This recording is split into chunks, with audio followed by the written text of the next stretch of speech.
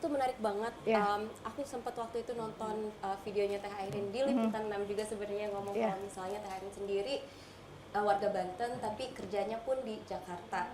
Kan dari tadi pengen nunjukin kalau misalnya masing-masing provinsi itu ada powernya sendiri. Tapi gimana gitu secara konkretnya, karena pasti kalau ditanya anak muda sekarang masih tetap maunya ke Jakarta gitu. Apalagi warga Banten, teman-teman saya semua banyak yang orang Tangerang Selatan gitu. Jadi Iya. apapun infrastruktur Jakarta paling siap. Iya. Daerah lain itu 20 tahun lebih. Bu Viva protes Ini dulu kan dari tadi. semuanya politisi yang mau maju untuk jadi calon gubernur. Iya. Jadi menurut saya nggak apa-apa.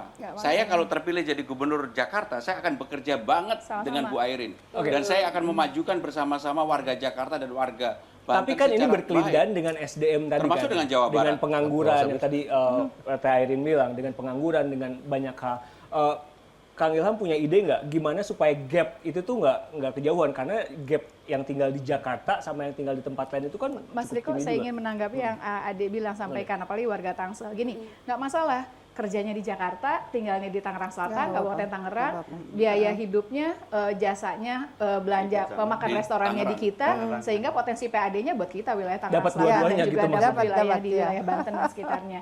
Jadi memang nggak bisa masing-masing izin di sini, di sini, tapi harus ada kerjasama, harus ada kebersamaan antar satu wilayah, apalagi wilayah Jabodetabek Jur yang dengan Jawa Barat juga sama. Tidak mungkin kita milah-milah masing-masing sendiri. Pengalaman saya sebagai wali kota tentu ada koordinasi dan komunikasi. Kita bikin staging program kegiatan selama 5 tahun seperti apa, yang tentu nanti akan ada multiplier efek yang tentunya juga bagi kita, pemerintah Provinsi Banten, karena ada kekuatan fiskal di 4 kabupaten dan 4 kota. Kang Ilham sabar banget dari tadi mau ngomong.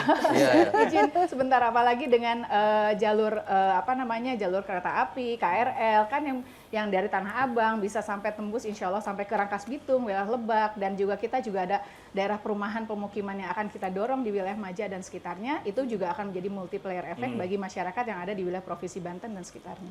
Oke, saya ingin tambahkan sesuatu, yaitu adalah kalau kita lihat Gen Z, yang dicarikan bukan saja pekerjaan, tapi work-life balance. Ya. Kalau kita hidup dan bekerja di Jakarta, tentu untuk mencari balance itu susah sekali. Karena di sini semuanya serba kebanyakan orang, nilai